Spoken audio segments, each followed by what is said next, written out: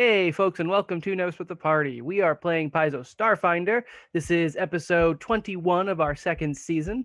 If you have no idea why we are still this far in, that's okay. You can check all of our past stuff out on YouTube and get caught up because you're totally going to do that. We're gonna go through with introductions in a second. We're gonna go through some announcements. We'll give you a quick update. Feel free to jump in if this is your first episode of Never Split the Party. That is no problem. None of these guys has any idea what they're doing, even though we're well over 50 episodes deep at this point. It's weird because it says it's episode 20. Mine says 21. You got to refresh your Mine page. says There, 21. Yeah, 21. Refresh, Michael. Why would I do that? I like seeing it like this. It makes Dustin wrong. Yeah, that's fair. My name is Dustin. I am the GM of most of our party evenings. Every now and then I let Nick extend rooms and Chris take over a month. And I'm going to have somebody grab a day in February because I'm watching Gundam. But otherwise, I'll come to that towards the, probably not the announcements with the after party. Could you guys introduce yourselves? Nick, go for it. I have a confession. Last week I introduced myself as Patrick, but that's not factual. Yeah, I'm you're more Nick. handsome. And thank you. I'm Nick, and I play Dren. He's our monkey boy, as people like to call him in the dome. Monkey man. He's pirate captain, and way better captain than Rye. False, fake news. You lost your ship. You've had a mutiny. You got sold. All into signs of a captain. a bad one. Is this one of those "but you have heard of me" moments? I suspect so. My name is Patrick, and I am playing Reich Oren, also known as Rye. He is the captain of the crew. And more people have heard of you. True. Take that, Dren. Fair. Also, as a side note, one of the ways I like to torture my comrades is with my clicking jaw while I'm eating. It's horrifying. You mean sheer cat? Clicking jaw. Yeah. Am I gonna have Sounds to, like a put a That click sounds in here great to cut for the that? audio people. Yeah. Yeah, someone's going to be driving and vomiting at the same time because of that. That's me. It literally sounds like a beating heart. And I'm the one that has to follow up after that. And my name is Michael. And I play Zero, the android operative, pilot, possibly Dren's murderer. But we'll find out if that happens. Never know. I'll allow it. It could be Rye. Are you done, Michael? Yeah, go for it. I am Chris. I play Sheer Ket, who is a Solarian. And it is in love with Rye. Also a Bolita for those of you who are looking for it. And if you have That's the no one. idea what that is, because it's from Paizo's Alien Archive. Think of a millipede and then make it 7 feet long. Oh, God, so gross. I hate it. I hate it so much. And I am I'm not Seeker. I'm Justin. I'm playing Seeker. I currently have trouble talking today. I don't know why. So forgive me if my mouth jams. Unlike I wanted to Pat's get it. mouth, I wanted to which say it also before jammed. you did. I You just shot, killed Dustin. I See, just I shot got beer out out of there my before nose. everybody else. Thanks. That was great. Awesome. When did you start drinking beer? Yeah, I don't have any soda, so that's what I got left. He's drinking winter warmer. Have you ever tried water? Yeah, it's sitting Beer is next to mostly- my desk unloved. I don't like it. It's yucky. Oh, and also Seeker is an android technomancer / science officer on the ship. Although we haven't been on the ship in / forever. Art extraordinaire. Art? Yeah, he is an art. He is an art extraordinaire. Yes. And also second in line to run the fan site for Reich Oren in the case that Rye dies and then also Sheer Ket dies. He also loves Rye. Oh, I don't know how Not true that really. is. so wholesome. He loves him as a brother. Right knows But things. Sheer Cat's getting in the way of that. So You know what they say, bros before big Believe scary bugs. yeah. Okay. Moving on to Grows before announcements. grows. On Tuesday, February 19th, I will not be running the show. I'm going to have to convince one of these idiots to run something for a one-day only skit. I have no idea what it'll be, but Can I run Not Starfinder? it. Can I run like our session? yes, Allow it. Mostly harmful? I'm gonna run mostly harmful. I'll allow it. Oh, that's a good And on this idea. day, mistakes I can are make it made. work. I'll allow it. Yeah, I can make it work. Yeah, we'll work with that. We'll workshop it. However, yeah, so there'll be a special weird episode in February, although it looks like we're going to keep it with mostly harmful canon instead of doing a side episode. But I was think just kidding. I mean, I might not do it now. no, you're doing it now. Oh no, You I looked signed really you up. excited. Yeah, no, Justin, you got me excited. Yeah. Well, what if we had Seeker run what if he like created a video game, a VR video game for all the rest of the people to play? Yeah, I think the it's rest of the great. Party? Yep. That'd be Wait, cool. wait, Exactly wait. what Critical Role did. Oh, is it? I have no idea. Grog I have ran another the game idea. as Grog. Wait, we can save this for the. I think that's his Wait, name. no, I got this. So we can all play a separate Nate unit. Nat unit. Yeah. Nate was Nat 3. Come on, get with it. Moving on the announcement chain, we'll talk about that more during the after party. And speaking of after parties, I'm going to take this from Nick because he hurts my heart when he says this. Just a reminder for folks. At the end of every episode, every Tuesday night, we do the after party. So our traditional episode ends around 10:30, and we jump into the after party where we stop playing Starfinder. We just start talking about the episode that just passed. We talk And about Patrick leaves immediately. yeah, Patrick leaves immediately, but I think someone's stealing that from him tonight. We talk I'm about gonna be out off-topic first. stuff pretty quickly, and yeah, it's a goofy time. We don't keep it too regimented as to what we gab about. And yeah, that'll be after the episode. That's totally fine. If you guys are watching us on Twitch, you can always just hang out and watch that. If you guys don't watch us on Twitch, you're part of our lovely audio family, or you see us on YouTube, you can only get access to that extra after party content by being a Patreon supporter, a patron. Yep. I screwed that up again. And you can do that at bit.ly/neverpatreon. There'll be some other things coming down the pike. I have to get Raish Oren to sign some things so we can send them out to our patrons as well. That's going well.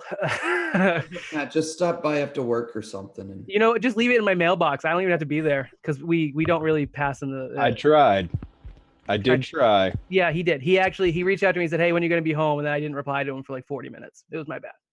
He told me that he was home that day, and then I said, "Okay, I'm on my way out. If now's a good time. Hey, are we still on? Hey, Dustin." Then he said, "Yeah," and I went, "Too late. I am 50 miles away." Yeah, it's fine. It's fine. We'll get it. We'll land it. For other announcements, do you guys have anything? Nobody knows what my signature looks like. This I'm is not signing completely it. unrelated, but I'm so excited for this episode to end. Someone. So you are staying for the after party, Nick, right? No, Okay. no, I'm not. I have to go play Kingdom Hearts, which I haven't been able to play all day today. Kingdom Farts, yeah. You're a nerd. All right. I have to go do that too, but I played for 14 hours. That's fine. Let's keep rolling with this then. I'll go into the recap. Our lovely party smuggled a young innocent dwarf out of Industrial Town so he couldn't be used for various tasks and sundry. They made their way. What was the random encounter you guys hit? You encountered a mimic salesman. It was Simi the mimic salesman. Yep. They bought some things. Somebody had something implanted in their heart. That was right. Yeah, Rye had some heart surgery from a mimic because that's trustworthy, and I think Sheerket sold a finger. I did. I also got a enchantment for my Solarian weapon. And Rye gave a speech. Rye did give a speech, although it was one of our ad hoc speeches. Let's see. Do I have any Seeker, other? talk to it. Yes. That's all he did. You guys then made it to. Oh, there's a spider crawling on me.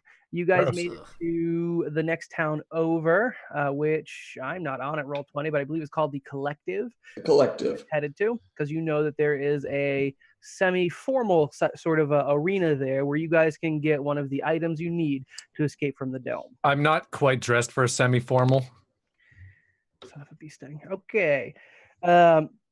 You guys encountered the village elder, which was an older woman who I don't know if you got her name yet. She was, I don't remember. She No, was we did small and wrinkled. I don't believe you guys could necessarily identify a race, but humanoid, small and wrinkled, with gray hair kept tightly to her head. And she approached you with a firm step, with a, walking on a cane, and she approached you guys. Seeker, you had ended the last episode by saying, no, nothing. That thing I said last episode. Check our clips from last week and you can take a look. He said something to the effect of, they're here for tokens in his lovely his flavor. Got any tokens? So I think that's yeah, that could have been it. So, got any tokens? I don't know. That probably wasn't it. That didn't sound good. It doesn't matter. Justin, what you got to do is when you go to edit this audio episode, you got to take the line from last episode and paste it into this episode, and we're good. Just cut And then it. I have to redo all of my lines because I can't talk today. So it's okay. We'll dub over you, man. Don't worry about it. yeah. But we're hiring somebody. Let me get the mouth flaps going so then you can. We've got a dubbing budget. Yeah, we're gonna ask Derek. He does voiceover sometimes. All right. This old woman looks over at Seeker. Nonplussed. She doesn't seem surprised by his demeanor or his request, and she says, "That depends on who's asking, I suppose." I'm asking me. Yes. You are Seeker or Zero of the Pact Breakers. I can't really tell androids apart. No one can. Everybody gets that. Do we really look that similar? Well, no one really knows what I look like. If I were to hazard a guess, I would say that you two were like brothers. Zero in that unit. You need to keep tea on your desk at all times there, Patrick. God damn it. She says, well, my eyes aren't what they used to be, actually, dear. I'm sure you look quite different and fabulous in your own way. Oh, just simply fabulous. Marvelous, really. Sometimes. Not right now. Right. I'm dirty. It's messy here. I don't know. Continue. I assume you've heard that we have been gifted a token by Saltazar, which we are to disclose to anyone who wins in our little humble arena. Yes, I heard that you needed an announcer. Does that also pay in tokens? No. I've been told that I have a voice. Right, you are just the funniest. I am going to be right there with you. Small GM note, Patrick. You're thinking about the arena, like the arena, not the collective. The collective's combat arena does not have any real use for you as a non-combatant. You went to the one that's all group combat, so you guys are all going to be participating. I had to try. That's a good try. No, dear. But you can scream as you are fighting. I suppose the cameras will be all on you, and they'll hear it well enough. Any screaming that would be coming from this voice would be clearly just a distractionary tactic. It's true. Yes. Well, why don't you folks take some time, walk around the collective, and if you think you are feeling up to starting the first ritual combat, I will work on getting that organized. Just so you know, the matches are televised. The Pact Worlds generally tends to tune in whenever there is a fight, which means that you'll be heavily monitored and censored, and everyone's going to know where you are. Could you elaborate on this censoring? Saltazar will have a team that magically monitors for certain words and phrases.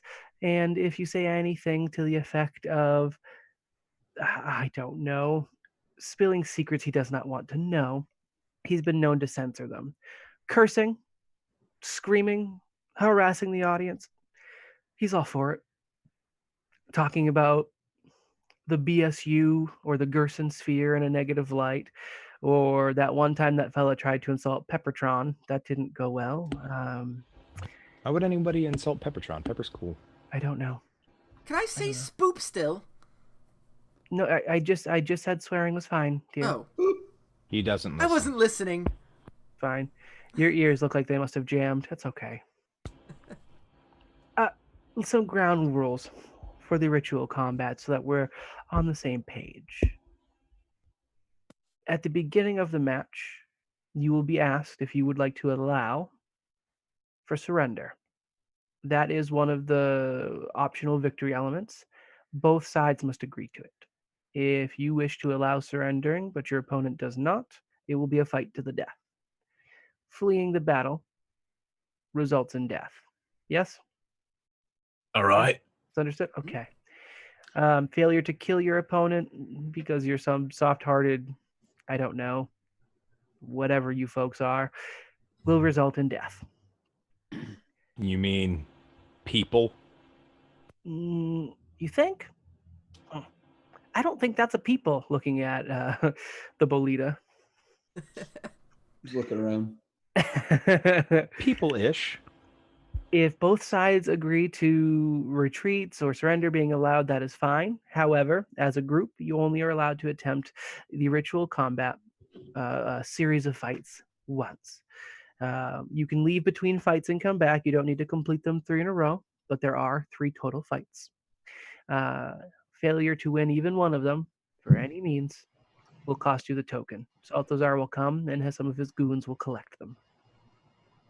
Or it. Yes, understand?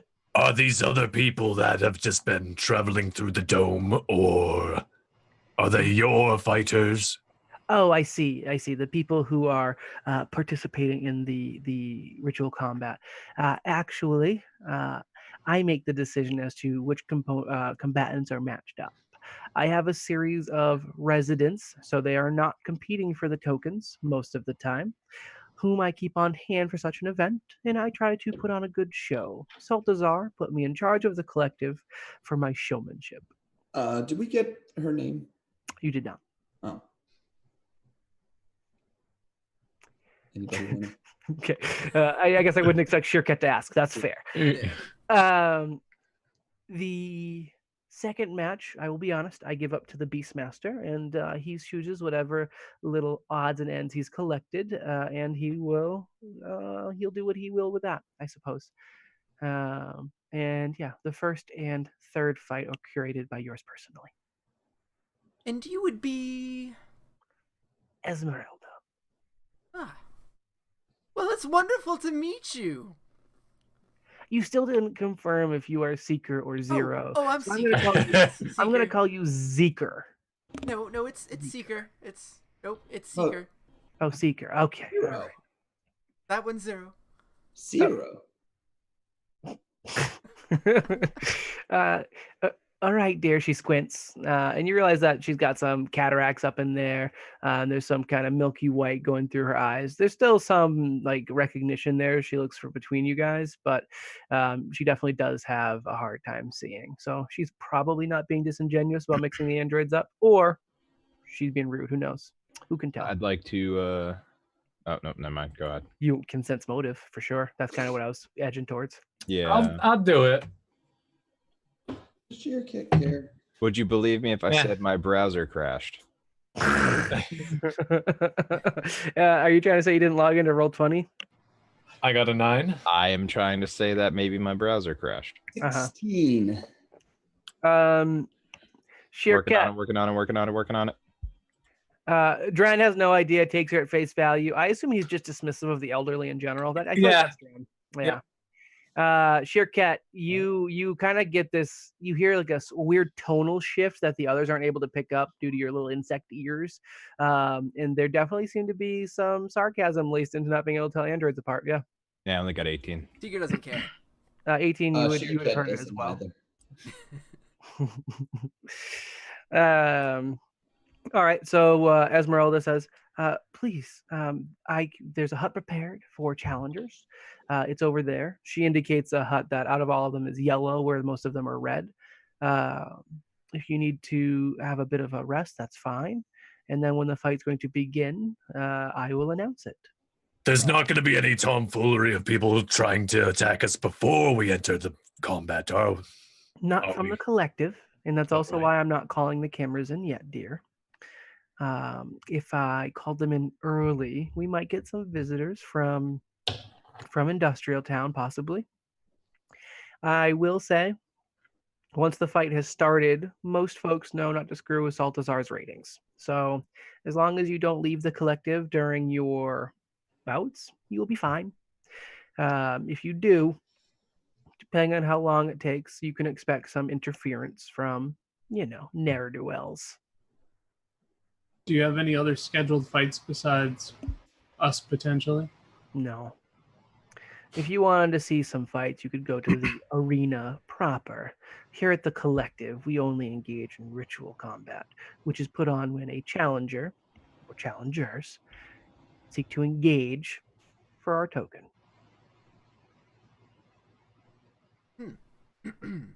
Any reason why it's ritual combat? What's the difference? Is there actually a difference? I actually don't know if that's... One of them is people lying to say that it's something culturally relevant or valuable. The others are honest about just liking a good old-fashioned killing seeker. He's about half right. The other half is also right. Are these sacrifices being made to something? Is that what's going on here? No. What would ever put that idea in your head, dear? Well, you called it a ritual, these so... days. I'd like to take a look around for any religious symbols that I might pick up or trends. You certainly may. Yeah. Also, you call yourself the Collective. That's kind mysticism. Yes. Kind of a bit of a... That ain't good. Culty thing. I'll also do... I forget what religion is. Yeah, we can tell. Seeing as Rye is, Sheer Cat will try its hand as well. 19. I got 14. Trent doesn't care enough to check. Ooh, except that's a knowledge. Is that a knowledge check? Or I think it would be mysticism, right? Yeah. Mysticism. That's knowledge. I can re-roll that. Mysticism. Do it. Oh, it's a knowledge-based. Yeah, sure. Yeah. Oh. 30. Oh. What? All right, yeah. You guys see some. I'm trying to see if I can find any symbols that would be for this. God, I don't know if I actually have one. Does the name Thune pop up? What? So does the name Thune? No, that's not quite. Anyways, I'm just gonna find a symbol on the internets for it, and we'll use that. I don't know. I'm sure. You know what? Starfinder must have one. Hold on, let me look this up. You guys do see symbols that are representative of Nyarlathotep. Ooh, I know you guys are at least somewhat familiar with it. I'm trying to find its actual. Seeker's best friend. It looks like it's an upside down ankh. So you see a couple ankh being like a it kind of looks like a pacifier. We're gonna go with that. It's got like a cross guard, like a kind of nubbin up the top, and then what would be like the bottom of the cross is actually a circle. Yeah. Or it looks like a Christian cross with a circle at the top kind of part of the bar and upside down. That's the actual symbol. However, there are also like a couple of the buildings are kind of named themed after Nyarlathotep. So like there's the Crawling Chaos, which appears to be some sort of pub. Nope, sorry, the Crawling Chaos is the actual arena. The Empty Traveler is the pub. The Black Pharaoh seems to be the hut where the elder lives in. So that you get a couple of things, and these words are all kind of related to Nyarlathotep. And right. For like imagery, there's call it like Gothic style, or even maybe like orcish tribal style figures, and all the figures that they show that kind of seem like they might be religious in intent, all have different faces, and that's another feature of Nyarlathotep is that it has many faces. Can you say the places that we saw again, just so I could write them down? I saw the Empty Traveler. Empty Traveler, Crawling Chaos, Black Pharaoh. Crawling Chaos, which is the arena. Yeah, the Crawling Chaos is the arena. And what was the last one? Black Pharaoh is where the elder sleeps. Are we still talking to Esmeralda? She hasn't gone anywhere. You guys are just kind of looking around. The collective isn't very big. There's only like a dozen of these like little tents and huts and things, with a couple of people milling about. It does seem like there's like a slightly bigger tent, which is the Crawling Chaos. That one seems a little off-putting. Whenever you guys kind of look at that, your eyes kind of shift away from it a touch, and I'll give that one to you for free. And then there are. Huh? I was just gonna say, I see you all really like Nyarlathotep. I can't say his name. We are followers of his. She can't say it either. Well, I was trying to say one of his names, but none of them sound something nice. Like, we are followers of the chaos. Like, well, that's not selling the right image. The many-faced god. We do find life to be an expression that takes many forms, and as we found up here, we find ourselves all a form of empty traveler. So yes, the god of Nyarlathotep has been something that we have taken solace in. Yes. I made a sculpture once that kind of looked like him. I suppose any sculpture by accident could potentially. Yes, that's how beautiful. I'm sure it was wonderful. Oh, it was made of eggs. It was great. And tasty. Although I didn't really eat it. That's nice, dear. She pats your hand. Do you have any other questions, or I'm going to return to my tent and begin organizing? I'm good. Anybody else? No. I'm ready to fight.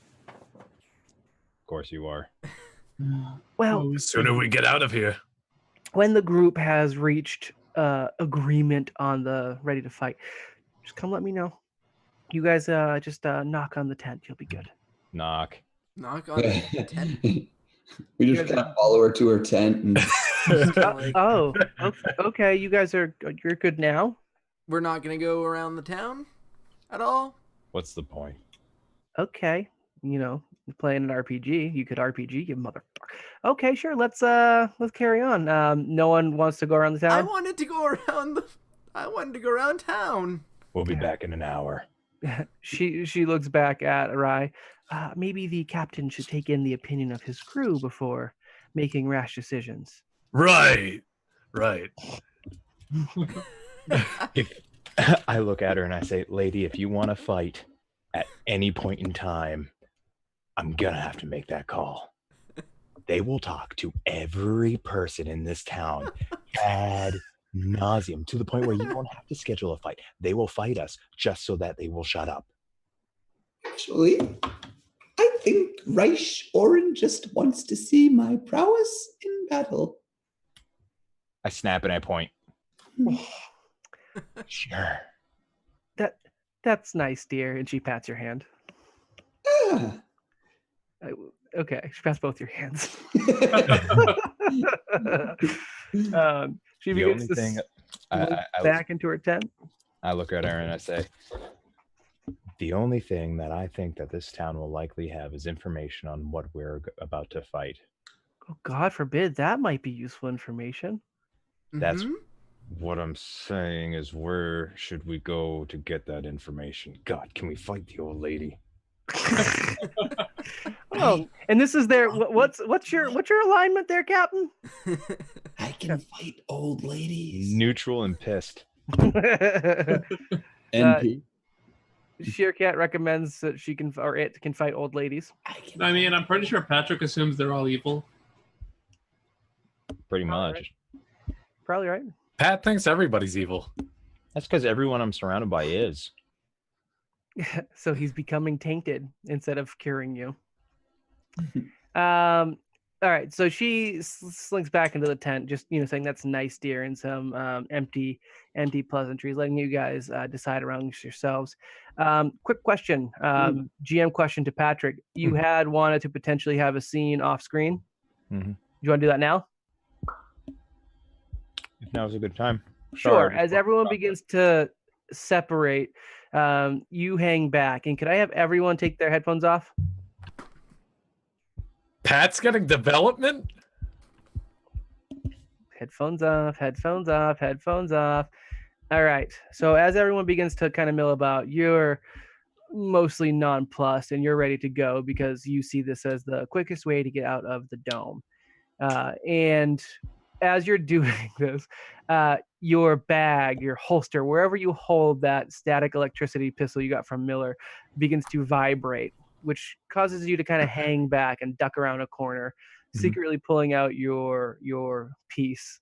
And you hear you in your own voice saying, "Hey, we should probably talk, hot stuff, huh?" I normally like it when people call me hot stuff, but when it's my own voice, it's just so much better. Yes, we should. What are your thoughts here? Because I'm tending to see that you're. I guess let me take a quick pause for viewers. Rise. Explain why I'm talking to my gun. Rise gun, which was a modded weapon, which has some additional computerized components from one of the past party members, ended up getting used, unbeknownst to the rest of the party, as a storage device for the memory of a mildly homicidal android they encountered earlier in the season, known as Nat3 or Nate. I'll leave that there. If you want to find out more, check back on the other episodes, hit us up on Discord, at me at Twitter, whatever. But just so you know, he is talking to, using his own voice, because that was how the gun was formed, using Rye's own phrases and things. He does have this little entity living inside his weapon. He can talk in his own voice, too. Okay, yeah, you can turn it on. He clears his throat. Well, it's nice to stretch the lymph nodes that I don't have anymore, but I just wanted to check in before you all get murdered in some sort of creepy cult arena. The Lord of Many Things, or All the Things, or whatever they were calling him back in that quaint little town. You know he's one of me, right? One of our line. I do. He's about as annoying, though far less murderous, it seems, than you were when we first met. No offense. No, none taken. We were all programmed with different specialties and skills. Mine was poking around in organics until I made something way more interesting than what you were ejected out of your mother's as.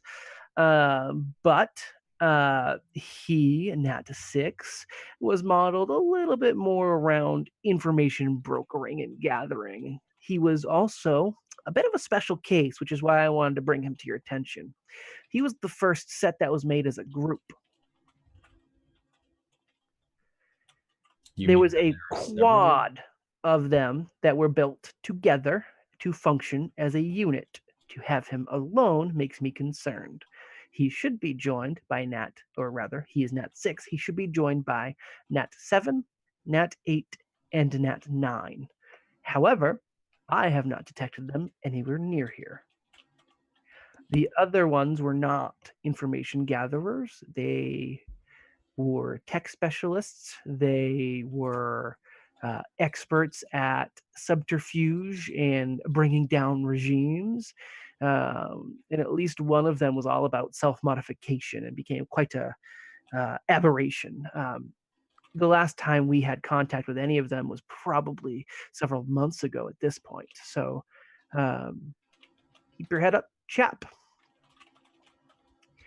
And you said that last one was, so you just taking notes, tech specialist, experts in subterfuge, bringing down regimes, and one in self-modification? Yep. Could you perhaps expand on that last point?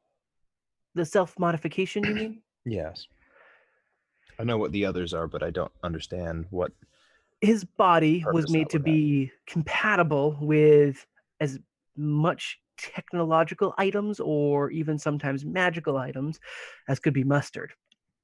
It made him sort of a Swiss Army knife, so to speak, although At one point, I do believe reports were coming in that he stopped being interchangeable and just accumulating. So, yeah, he didn't quite work. Not all of us were as perfectly formed as myself off of the, assembly line. Mint. The gun attempts to wink and a slight spark crosses it. Don't do that. My bad. Now, Nat 6. If you were not you, but rather one of us, what would you look for in a weakness? What can he not turn away? What could we use to exploit him?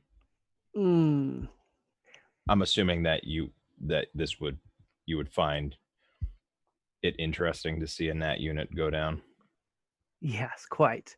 Also, if you were feeling generous and maybe kept the body intact, I'd be even more inclined to be excited. So definitely invested in seeing some of my brothers go down, so to speak. As for a weakness, the only weakness I see that is immediate to me and why I kind of brought it up, he's alone. He's not supposed to be alone ever. Something went wrong there. I don't have the full story, but that is almost information enough that I think if you use it just right, could drive a wedge in him. He cannot be functioning on all cylinders alone. And whatever separated him must have been quite concerning indeed. And do you happen to know is he a paranoid person? Because his shop was loaded up to the teeth with painful looking weaponry. About that, I would say paranoid, no, but his reaction did strike me almost as if he was afraid. So if not paranoid, at least fearful of something. And I don't think anything in this dome would make Nat 6 afraid. So you think he might be hiding out here rather than... He did say something to the effect of being right where he wanted or some such, did he not? Yeah, he did. I think that's reasonable to assume. Okay. If you find any technological enemies while you're doing these tournament arenas and want another more able compatriot, feel free to just plug your gun in. I understand why you might be hesitant to do so. So if it takes some time to get to trust me, I understand. It's comfortable enough. And as he's talking, I start to put him back into the... I could be a lot. And then I give it a little tap on the side like an attaboy. Okay. We'll have the others come back now. And I got some of them. I'm back. I should probably put it in the chat then, huh? Oh God, I hate having one monitor. We got 18 million windows open. Where is the chat? No, seriously, where's the chat? There it is. Just waiting on Seeker. Just. All right. Where was Lord of the Flies located again? He was in Industrial Town. Industrial Town. In the tower. Okay. Did you say Lord of the Flies? He did say Lord of the Flies, which confused me, but Nick knew right away what he meant. Because I was like, Lord of the Things. I was listening to a podcast today, and Lord of the Flies was a reference. You were watching our last episode? No, sorry, the episode before. Podcast where Lord of the Flies was the reference. Okay. All right. So Rye is off having his own thing. What are you guys doing? Relatively briefly. We do not need to spend a lot of time this. We can jump right into the combat. I am actually prepared tonight. Wow. Yeah. You guys might die. I don't quite remember how Solarians run, so I'm going to have to probably pick on you guys for a couple of that, but I'm pretty it depends on what species they are, but otherwise, like anything else. Don't worry about it. So what are you guys doing, either as a group or as individuals? I kind of wanted to check out the crawling chaos. That's the actual arena pit. You will be going in there for combat, but as you do kind of walk by and approach it, Even you, with your insectoid-like skin, get a bit of a chill as you kind of approach the door. And as you look in, attempting to see what's all the fuss about, it's very reminiscent of your time in the Church of Reality, where the doorway almost seems to end once you pass the aperture. It's all blackness. All right. Well then, what does the Black Pharaoh look like? It's a hut. They're all huts. They're all kind of like as pictured in the overlay. They've got some sort of like tough leather, maybe rooftops with some bones throughout, with then leather hanging down for the walls. Which one were you asking about again? I'm sorry. The Black Pharaoh. The Black Pharaoh is notable by having like one of its walls basically completely open. There is like a makeshift bar, and instead of like stools, and the bar's not very high, there's like pillows, so you sit like on the floor cross-legged, and the bartender kind of brings you drinks. So it's definitely some sort of like drinking pastime establishment, and there are individuals in there. These individuals all seem similar to the woman you met, Esmeralda. They're dressed in, I guess I didn't cover her clothes. They're dressed in robes, more so than like clothing, and all their robes seem similar material, probably to the tents and things. They look, I guess, more put together and cleaner than Industrial Town, which everyone was wearing just what they had that was kind of like patched and worn out. These people seem to at least keep these like homemade clothes in well repair.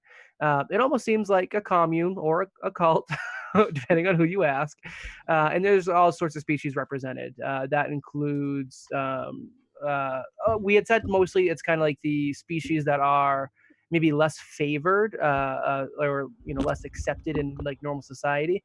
So there are orcs, Bolita, Bolita, aggressive-looking lizard folk. All these species, just take a quick step back for Starfinder, are totally acceptable in like a spaceport, totally fine. But there's some like racial stereotypes that put them sometimes on the seedier side of things, and that's why you're finding them and picking them out here is noticing that there seem to be a rougher crowd. Were you in maybe a spaceport? I fancy myself a drink after travel. Terry, care to join?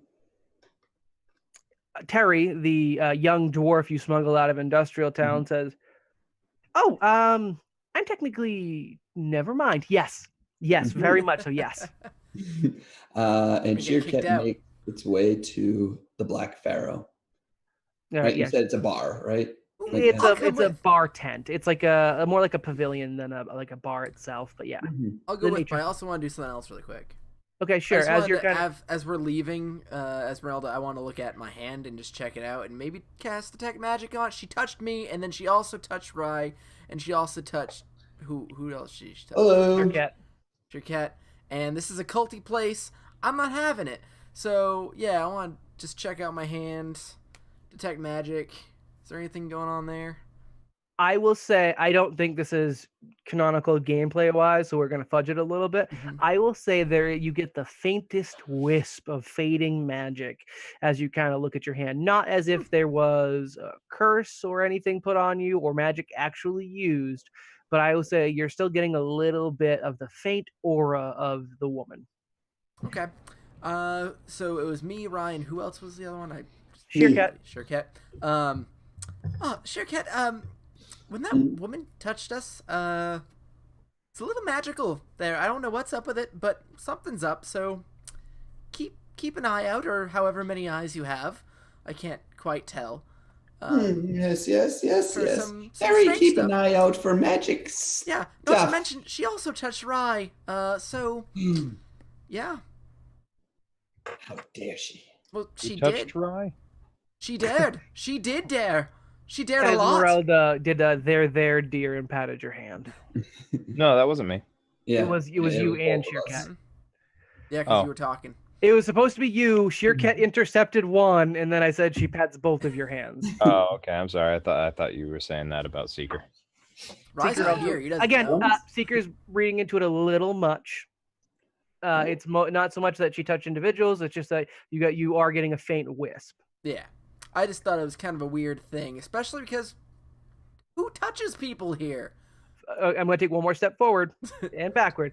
Again, I'm giving you just a hint off of it. She literally wasn't doing anything unsavory or untoward. Oh, yeah. She was just there-thering you. You just happen to get a bonus little tease of knowledge. That's it. I'm not pulling a Farron touching people, getting them all connected kind of thing. This is a totally harmless gesture that gives you some info. Anyway, mostly harmless or totally harmless? Sheercat finds a cushion close to the bar, pushes it aside because it's probably very small, and sits on the ground. I'll sit on the ground. Curls on the ground. Maybe puts it on top of another cushion for Terry. Terry flops on down, looking pumped. The bartender, let's see, we did a Vesk last time. Well, this would be a full-blooded orc. He looks regal almost. He's got very strong features, wide shoulders covered by the multicolored robe. It's reds and browns and tans, and kind of hands on his knees as he's kind of sitting or kneeling, says, "What can I get you fine folks to drink this morning? Evening? I can't remember when you guys showed up." I have the goggles on. I just assume it was morning. Okay, fine. We'll fast forward. Screw it. What can I get you fine folk this morning? I will take your finest milk, please. Sure. Now, you want milk of mammal or milk of insect? Milk. Whatever. He kind of goes behind, pours a cup and he looks at it questioningly, and he gets another jug and pours that in too, and he gives you it. You have a cup of milk. Are you guys gonna be challenging the arena? Yes, we are. Combat, I should say. Right. I got to differentiate those names because I can't have them both be the same. That's good. I look forward to a good fight. It's been a while since there's been decent action at the collective. When was the last fight? Going on a month ago now, and honestly, it was quite a paltry showing. Why so long before fights? Generally, fight around here? We only allow challengers to fight because we want to keep our contestants healthy and strong. It's no good if they just beat the snot out of each other, as much as I would love to watch it. Why was the last one not so good? The challenger was beaten into a pulp within the first 4 minutes. How so? Well, you see, a large heavy object was repeatedly smashed upon them vigorously, and honestly, they probably died in the first minute, but the combatants were overzealous. So are your combatants on retainer? It depends on which combatant you're talking about. Some are on retainer, some are property, some are willing participants trying to get their own message across. So not all are fighting for tokens. None of them are. No, only challengers are allowed to earn tokens there. Why fight then? Well, they're paid handsomely. They get kickbacks from Saltazar, or they're trying to get their message across. What are they paid in? Goods, women, robot helpers, clothing, food, everything you could want, I imagine. As I have learned very quickly here, credits are not legal tender. No, you could get credits if you wanted. I just don't know why you would. Are any of the patrons here other combatants? No, Esmeralda keeps the combatants segregated, so that way you can't accidentally mingle and screw up the fight. That would hurt ratings. Can you tell me anything about combatants? It's hard to say. I'd probably be filling your head with fluff. Some of them are picked out simply for their brute strength. Some of them are picked out just because they're interesting. Some of them I probably haven't even seen. Esmeralda runs a pretty tight ship. Interesting. And none of these combatants want to leave this game show. Oh, I didn't say that. I assume most of them would like to go. That's just not an option. Yeah, once you're in the dome and you're a resident, this is your home now. Better make the best of it. Hmm. Some of the combatants live pretty well. Fair enough. Fair enough. Takes a sip of the milk. Delicious. Is it insect Seeker. milk? Is that insect milk? It's both. It is both. Insects have milk? Insects have milk. No. Very strange. Would you like to try some? Well, yes. I'd love to try some. Passes a glass Yeah, over. take a Probably sip. hideous.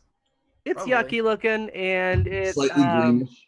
half of it is kind of like the liquid of milk. The other half is very, very thick. I try not to gag. And As Rye walks in after his little, away time. Yes. oh, I'm You know, sorry. I thought No, somebody you can come in. That's cool. I'd rather have you guys all together. Rye gags.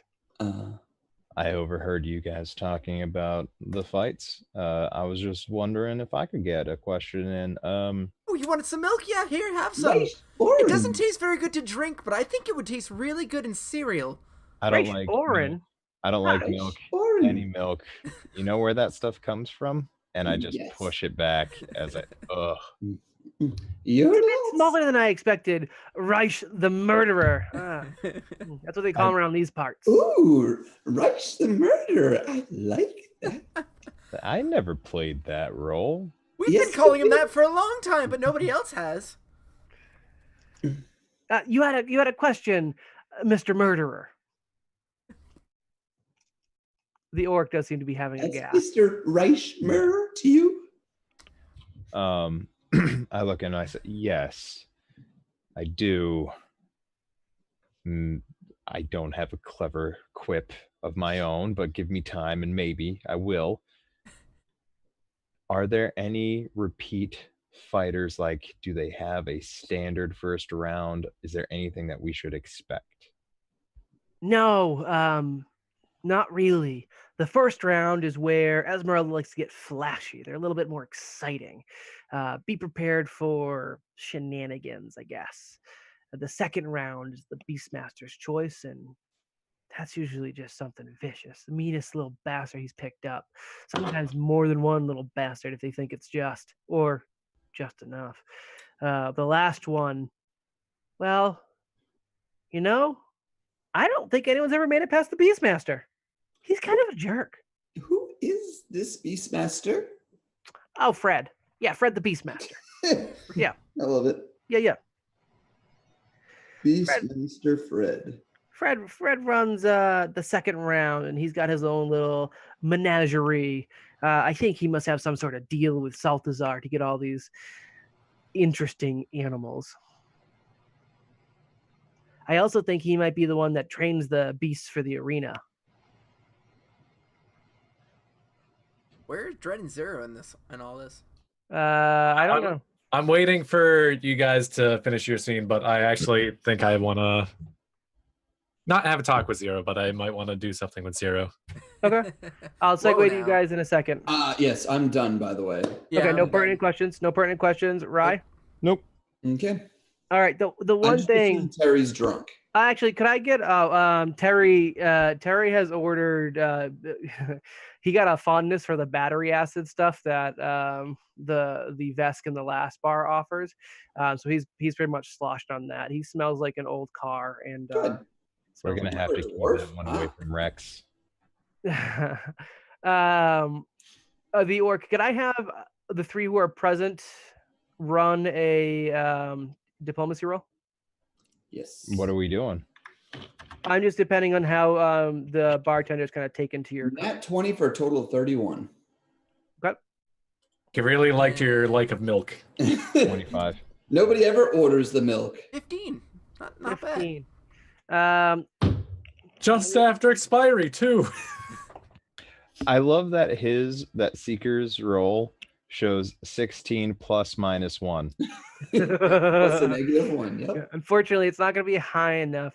Why He doesn't your macro just say 16 minus 1? But it's not my macro is I add a modifier to it. I don't have macro for everyone. Modifier. I just have Okay, one I got macro you. that I add a modifier to. I thought that was funny. Okay, continue. Math jokes. Moving on, he looks at Shirket and then Ration turn. And for Shirket, he says, you know, the first round usually sticks to a pretty mundane arena. I think your burrowing ability is going to come in real handy there. I think Bolita's got a real edge.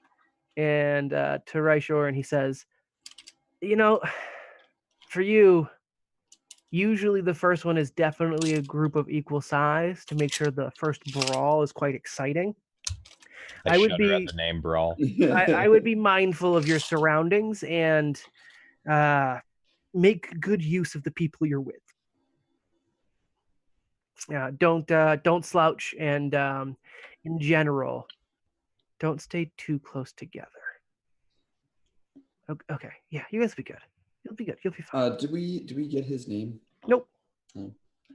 Thank you, barkeep. You have been very, very kind, and your milk is exquisite. Name is Champa if you're looking for it. So come see me after, and we'll chat. Maybe yeah, if you guys make it to the next round, maybe I'll try and get you guys in touch with Fred. I would really like to see someone get to the last round. I wonder what kind of nonsense Esmeralda will get up to with you guys. Thank you, Champa. My name is Sheer Cat. Oh, I know all your names. I'm gonna make you into trading cards as soon as I'm out of here. Ooh, do you need art for the trading cards? I can make some. I'm pretty good at portraits. Anyways, we're just that's trailing off. Yeah, we'll discuss your trading cards if you guys ever free people from the dome. Dren and Zero, what are you guys doing during this process?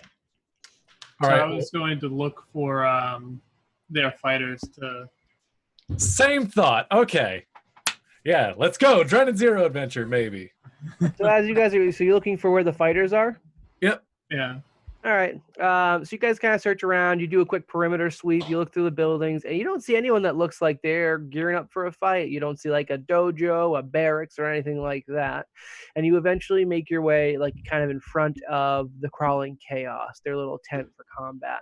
And it's the only building that you guys haven't been in and feel uncomfortable going in. Whether or not you would normally feel uncomfortable, you feel uncomfortable.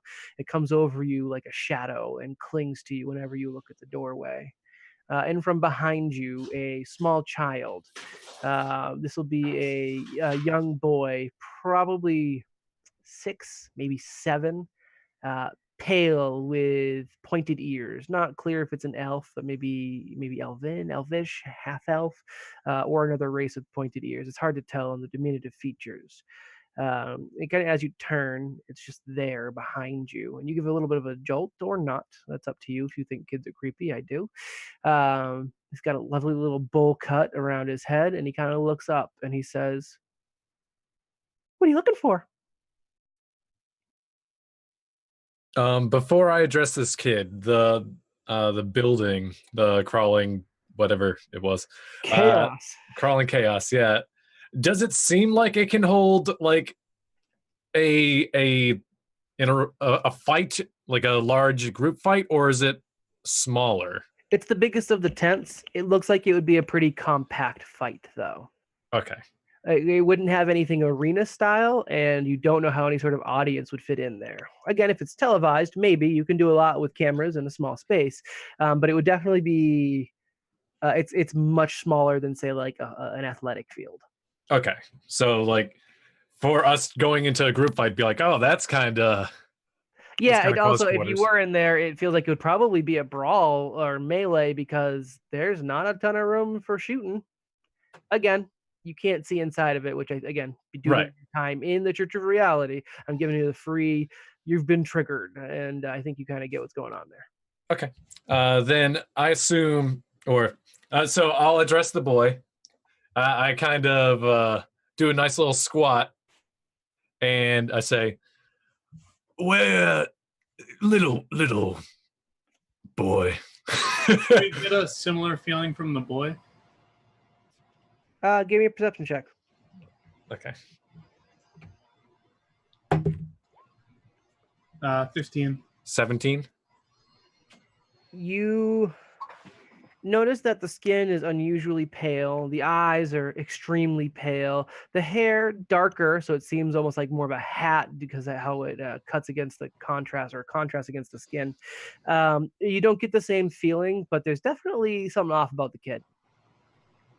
Okay. Just the way they stand so goddamn still and unblinking and looking up at you and asking, "What are you looking for?"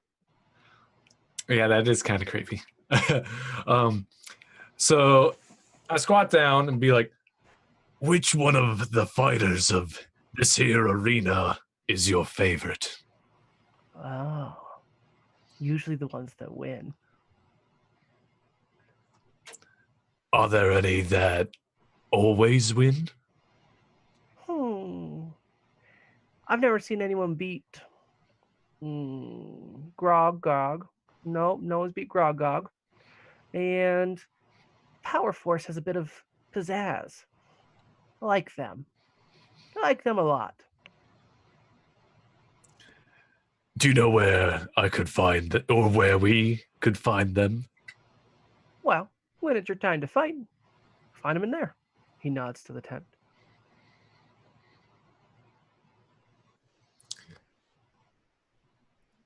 It's never easy. Can I touch your tail? No. Okay. He looks crestfallen. How about this? If I live, you can touch my tail. If you're dead, I can touch your tail too. It's fair.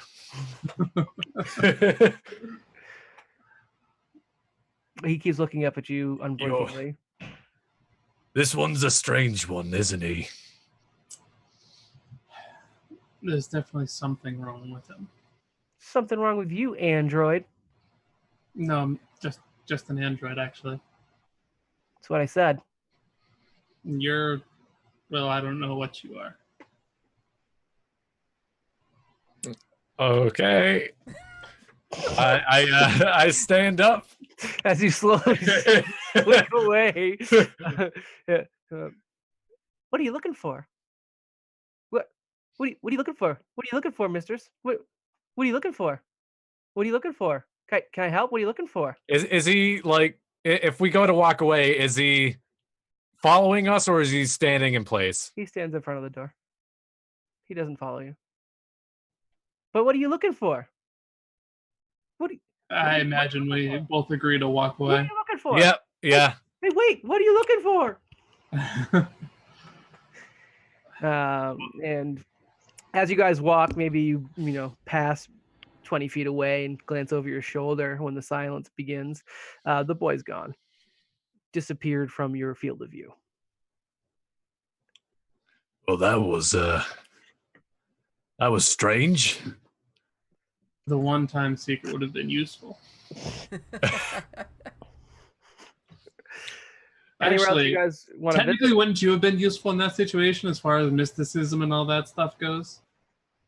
I have mysticism, but not anything that I would have thought to check into. Like, as far as I know, is just a really weird kid. Off-putting, but I stick with my comment of where's Seeker the one time you need him. All right. You guys return to the group? Yep. Okay. You guys are gathered. You've done a quick circumvent of the town. There's probably a couple more tents you could have hit up, but I think you've gotten what you're going to get for now. At the very least, you have a ley line of Champa the barkeep, who's willing to assist if you guys make it past the first round. And you've got a ley line or rather, you've got the information about Fred the Beastmaster, who is someone you might want to try and interact with prior to the second round. For the first round, you didn't pick up much, that you weren't really supposed to, so that's fine. You guys going to go to Esmeralda, or do you have any last housekeeping? Nope. I think I'm good. Go for it. Okay. Be careful of weird children. As you guys cluster and begin to approach the tent, the Black Pharaoh tent, Esmeralda appears from its depths, and she claps. Perfect. I am ready for you now. If you would like to take on a walk over to the Crawling Chaos, and we'll enter together. The feeling will be familiar or similar to those from the Church of Reality, which I believe you've all attended. I have a question for you. I have many, many answers. What's with the spooky kid? My grandson? If he doesn't blink, then yes. That's the one.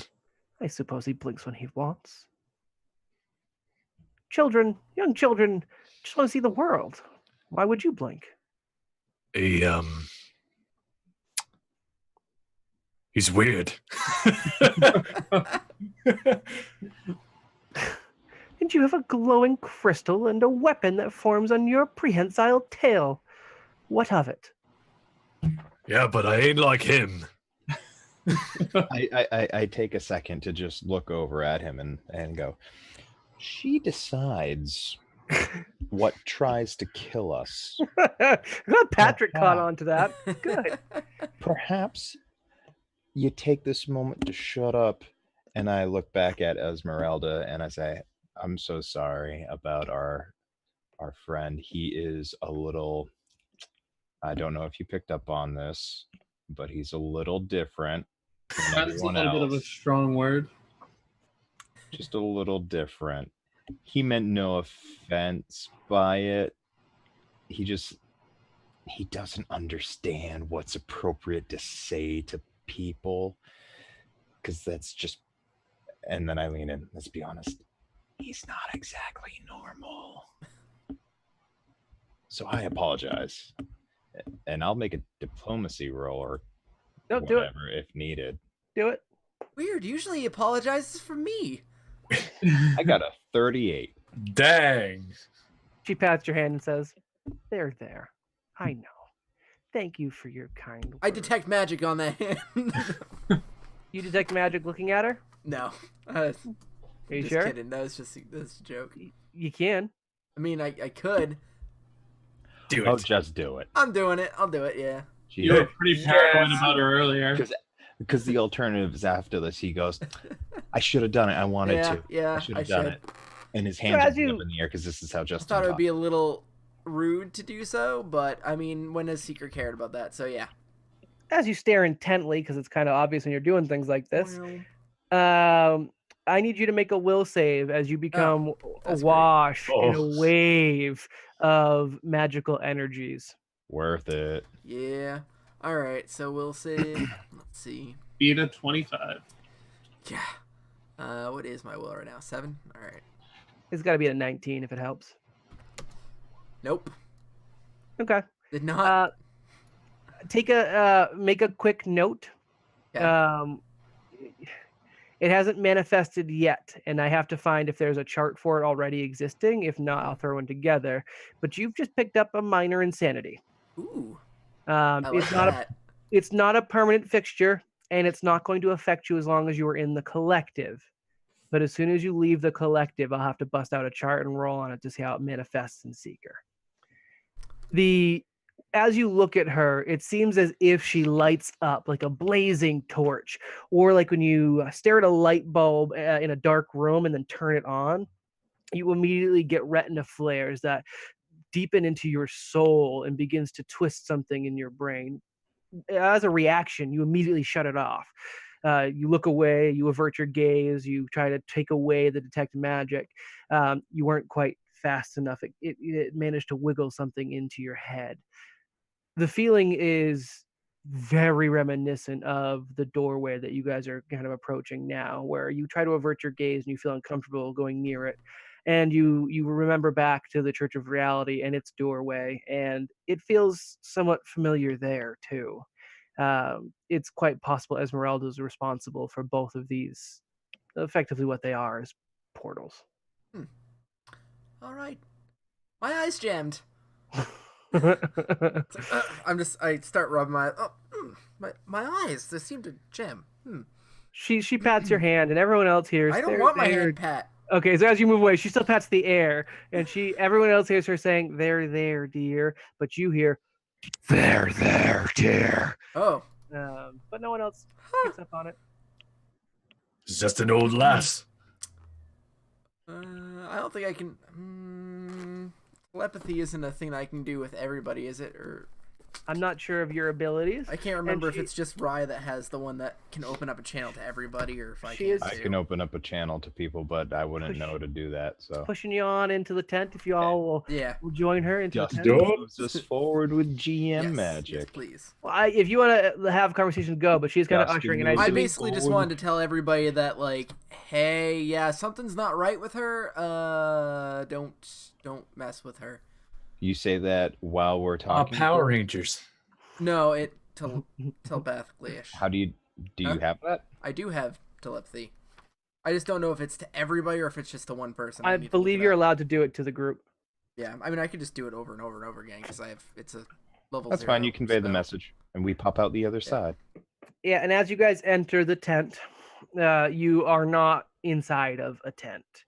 You are brought to a cordoned off arena, the edge of the map where you guys, if you're looking at Roll20, the edge of the map goes up. It's more of those black walls that reach up until, as far as you can tell, infinity, that are similar to the door where you just walked in. In front of you is a stream of flowing water. It's only about 15 feet wide. You can't quite tell how deep it is, and you can hear the water as it gently hits against rocks and different things in the stream trickling away. Across from this river, which is relatively close to you, I'd say I don't really want to do the math. Someone else figure it out. Several dozen feet away, there are a cluster of 5 individuals standing upright with legs spread apart and fists on their hips. 55 feet away. Thank you. A heroic pose. The field you guys are in, aside from the stream, has different trees, shrubbery, and looks like maybe stones and some broken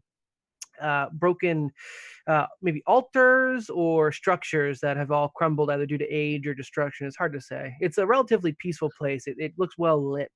As you guys are kind of looking up to see where the sunlight's coming from, because you are effectively surrounded by walls of blackness, you notice immediately that there are a bunch of the little camera bots from Saltazar, which will, as you know, be broadcasting your encounter throughout both the dome itself and the Pact Worlds, all those that are viewing the previously illegal Eoxian games, now pretty mainstream Eoxian Murder Fest.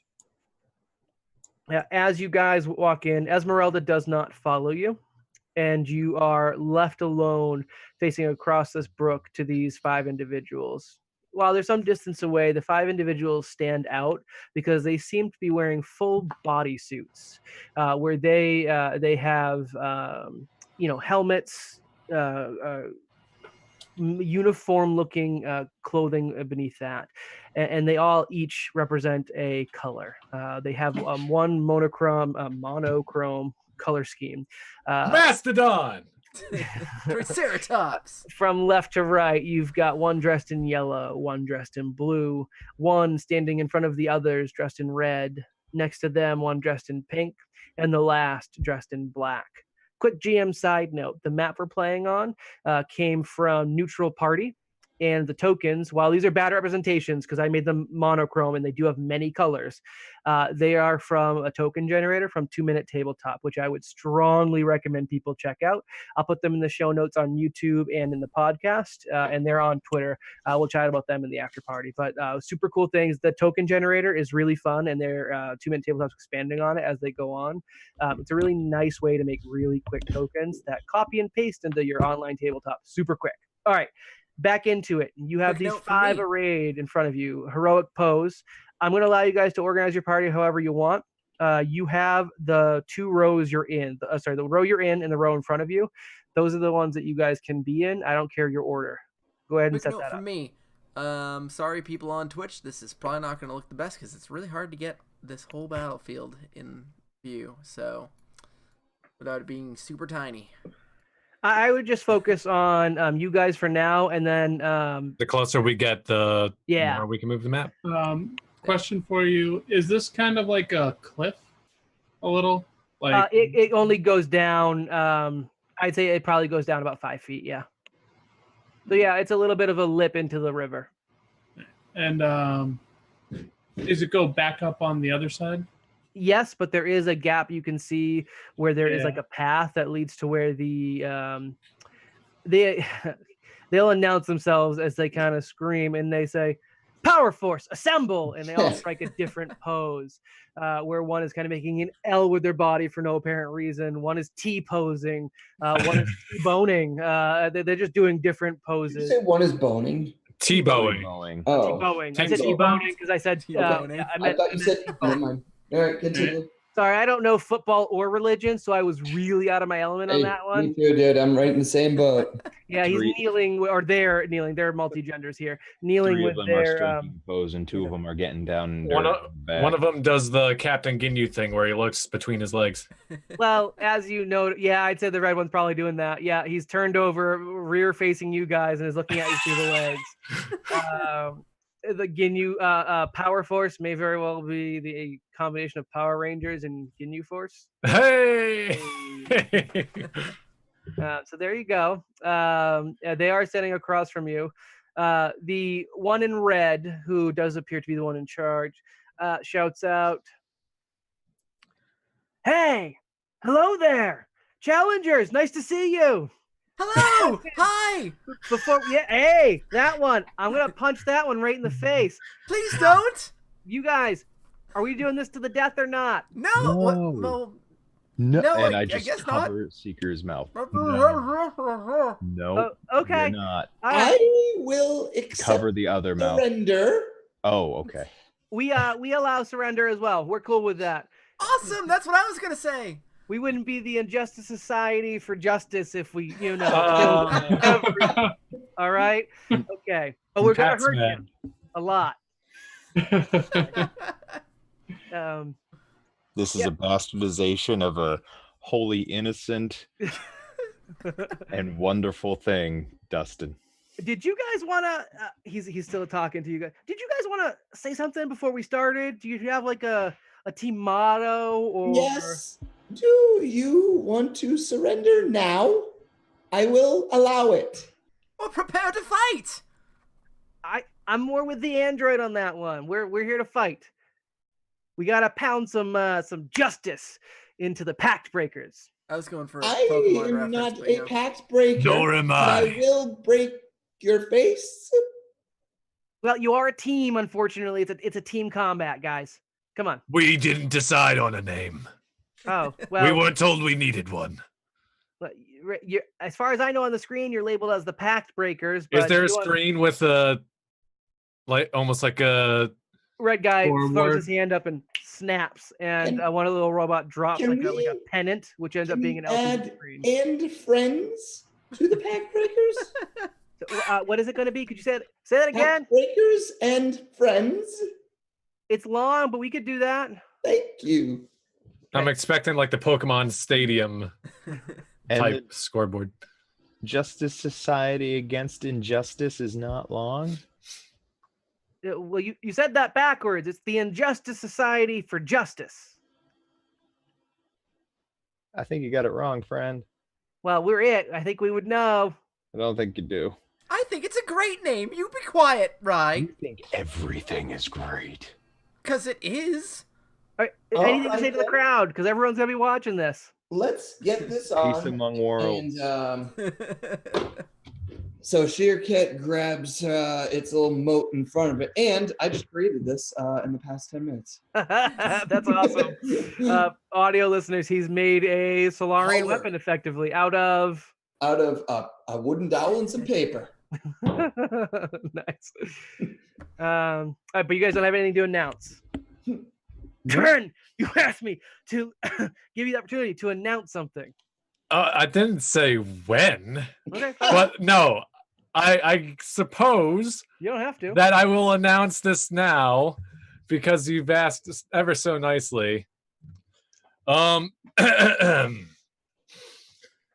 Rourke, I'll be seeing you here real soon, buddy. They call me Red. Not talking to you. Okay. Are they holding weapons at all? No. No. No. Which one's Rourke? All of their kind of armor understand. is faintly glowing. All of it. What? Okay. All of their armor is faintly glowing. Can someone tell me why it's glowing? They're Solarians. And they all have the Solarian armor. Solarian armor. Oh, that's one the of you, ticket. right? And they each we have a both different are star color. Solarian weapons. Right. So the red guy says, "All right, you guys are good. Yes. Yeah, we're good. All right. Come on, guys. Go. Let's form up. They kind of form into a line, and they all strike a different pose. This one's like more like JoJo-ish, where he's like a hand in front of his face as he talks to the camera. This just in: Power Force is about to fix the pact. That was good, right? That was good. All right, nailed it, guys. Let's do this. Let's get this done. I love this crew.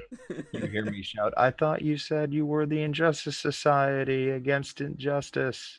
Yeah, that's our name, but this is what we're gonna do. Yeah. You're gonna Power Force? You need to rethink your stuff. You shouldn't lie to people. I've had enough of this. Let's fight and roll initiative. Can I join their group? Maybe. Oh my God! They rolled a nat 1. Son of a bitch. Yes. In true Ginyu Force fashion. Actually, Ginyu Force was kind of competent. Internal politics, trying to. Hey, your choreograph was wrong. I have a 20. I have an 18. What do we got for others? 13. You got mine at 21. Shirket. Rye, what was yours? I already gave you mine. I wasn't listening. I know that. I got 17. Dren, what was yours? 18. Okay, so it's Rye, Seeker. So it goes Sheerkat, 0, Dren, Rye, Seeker, and the Power Force. The Power Force, just so you guys know, and actually I should probably give like a GM note, almost all of these fights break the rules in some way, shape, or form, and that's generally kind of why they're flavored a little differently. The Power Force will act on the same initiative. They are able to interchangeably make their actions. So if red goes first one turn and yellow wants to go first the next, that's fine. For now, that's all I'll tell you. There may be some other surprise stuff going on with how they work. But as they kind of he punches his fists together, they give it another pose to kind of bring it in. Their armor does start to glow more intensely. And it is Sheerket's turn to begin this combat. And you guys picked a real janky pose. I like it. Yes, so I'm just looking into how to jump. Yes, all right. So it's not a difficult jump. It's just the water. You're not sure how deep it goes. Yep. But it's a 15-foot jump. Oh, you're jumping across. I'm so sorry. Oh, yeah. I'm just, do you know what the DC is for that? Can I make a, yes, you can. Before he starts making action, can I make a diplomacy check for something? Sure. Hey guys, the whole justice thing, you guys seem fair, is that right? Roughly? Fair and reasonable people? Yes, I guess. Would it fair and just? Fair and just, would it not be fair to let us at least cross this water before initiating? You know, start us off all on an equal footing. I think that's, fair and reasonable and just. Roll perception real quick. Perception? Yep. 27. Okay, you can hear him because his voice is a little louder than he expects because he's doing stage whispers. We couldn't hit them from this distance anyways, right? No, okay, we'll let them get closer. Yeah, okay, yeah. yeah. Come on in. Good, come on, all across the river, that's fine. Out of character, the point of that was so that we could get set up on the other side. Yeah, I'll allow you guys to get set up. You now have the first 2 rows on that side of the river. Totally fine. You need good setup there. I am helpful and behind cover. Well, I wanted to be cool. Sheerkat does it coolly. She burrows underneath the river. She was gonna dive over and then burrow underground. Just like yeah, that would have been cool. Yeah. So that's the day we find out that she's allergic to water. The DC for the record is equal to the number of feet you're attempting to jump horizontally. Yep. So it was gonna be 15. DC 15. All right. So I can fail that. She will start moving. And then halfway in her move, she will burrow underground, which I will mark on my head here. Burrow. There we go. And then actually move. I don't think we can see that marking. You can't. I'm trying to figure it out. Oh, how about this? Yeah, we'll go with that. Yep. All right. You burrowed from here, right? Yep. All right, I'm gonna colorize this one, so I know like this is like where you were. That's where they know you were. Think that'll work? Yeah, the ugly light blue one, like the after image, is where you were. Cool. Last scene. And do I have control of that? I do. Cool. All right, and that's your turn? Yep. We've got Zero up next. Oh, I also, bam, 1 photon. Do you get any bonuses for going towards one or the other? You yes. do get passive bonuses. Yep. If you're aligned to that polarity. Yeah. So I have it open right here. If you put 1 point into graviton mode, you gain +1 insight bonus to reflex. If you put 1 to photon, you get +1 to damage rolls. Thank you. Actually, it'd be +2 if they're level 6. I was going to say, I have +2 denoted. They are not level 6. Okay. All right. Because Dustin has to learn them too. Right. So Zero's just going to use his sniper rifle and take a shot from where he is. Okay, that's fair. I imagine red's the best line of sight, so at red. Sure. And it's 13 against KAC. So for flavor, you missed the target AC, but for flavor, it is as if when you shoot him, he kind of dicks aside. He bends his waist around and looks like a dancer, and the shot goes through where he just was, burning a hole through some shrubbery in the back, but missing him. And he says, "Ha ha! Justice prevails." Justice will prevail. Dren, you're up. I hate the one thing that I dislike about them so far is that they remind me of the Great Saiyaman, which is the worst arc of Gohan. But You're okay, not wrong. You mean Gohan anytime after Cell?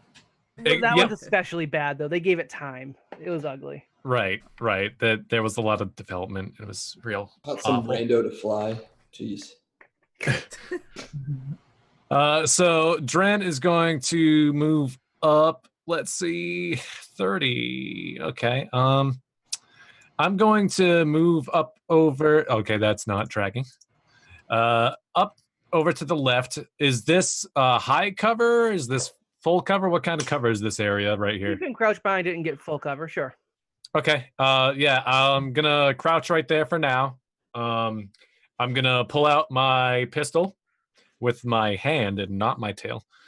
And if any of these dudes, so yellow, red, anybody from yellow to red takes a move, I'm going to fire at them. Okay. All right. So you're readying an action to fire at someone that's moving? Yep. And I'll be my first round in photon mode. Okay. And next up, Rye. Okay. I will go 5, 10, 15, 20, 25. All right. And then let me just measure this out real quick for reasons. If I can remember how you find the ruler in this new version. Yeah, I couldn't find it either. You're 35 feet to red. Okay, so if a grenade has a range of 15, it's negative what every 5 feet beyond that? It's not negative. It just increases the DC by 5 for every 5 or 10 feet. I think it's every 5 feet. You're throwing it over the range is an additional 5 to. I think you'd have to beat a 15 to land on red. I'd have to beat a 15. Or actually 20 because it's 35 feet. Chris, that's right? I'm sorry. What was that? Throwing grenades. He's got a range, and then anything past the range is a DC plus 5 for every 5 feet past. So whatever. So the DC is 5 within the range. The range increments double basically. Yep. So yeah. Okay. So another 15 feet is 5 more. Okay. Okay. I was reading that wrong. Okay. All right. So I can't do what I wanted to do, which was Never can. one of my improvisations. So I will wait. Get him. Huh? Get him. Oh, that is within range. Okay, yeah. So what I'm going to do is I'm going to utilize get him. I thought it was 30 feet. It's not. It is a +1 morale bonus to attack rolls made against an enemy. I'm going to point at the red one. At 6th level, I can spend a resolve point to grant this attack bonus to attack rolls and damage roll against all enemies who are within 60 feet. So I'm going to utilize a resolve point. And now you have +1 against all of them. Nice. Including damage. So attack and damage? Yes. Nice. All enemies within 60 feet of me, is that which just, is all of them. Who is that all of us? That's everyone. Everyone has that morale bonus. Is that the improved get him? For me, because I utilized a second move in order to do that. So that's my turn. I just shout out, get the red one or any of them. Not anything. Just go, team, go. All right. And after Seeker yells, after Rye yells, Seeker's up. And I firmly plant myself behind cover. Seeker's going to run over to the stones next to where Shirket burrowed into the ground. And he's going to lay down some herring fire on the red one, actually. On the leader. So that is going to be a DC 15. DC. Yep. Got a 20, so I hit.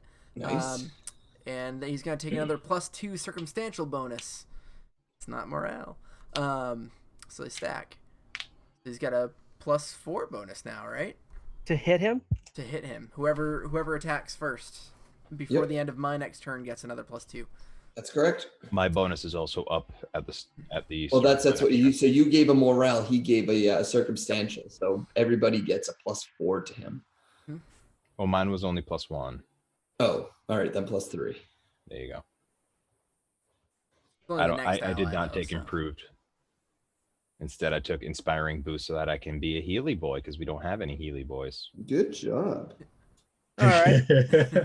So, as you guys kind of start orienting and you start kind of throwing down at this delta formation of power force, they begin charging at you, and they're gonna do kind of like the we'll say the creepy Naruto run with their hands behind their back as they run at you, and they all run like light feet, like knees going high, run. And the red starts up, and he says, "I think going toe-to-toe with their leader is just my style, but I'm coming for you," and he points at Seeker. As he runs through the grass quickly and then leaps upon the rock. He does get shot from Dren. He does get shot as he's passing by, but he still leaps upon the rock with an acrobatics check. The rock not being particularly high, he makes it with ease and is now standing above Raish Oren. Inspirations per player, right? Excuse me?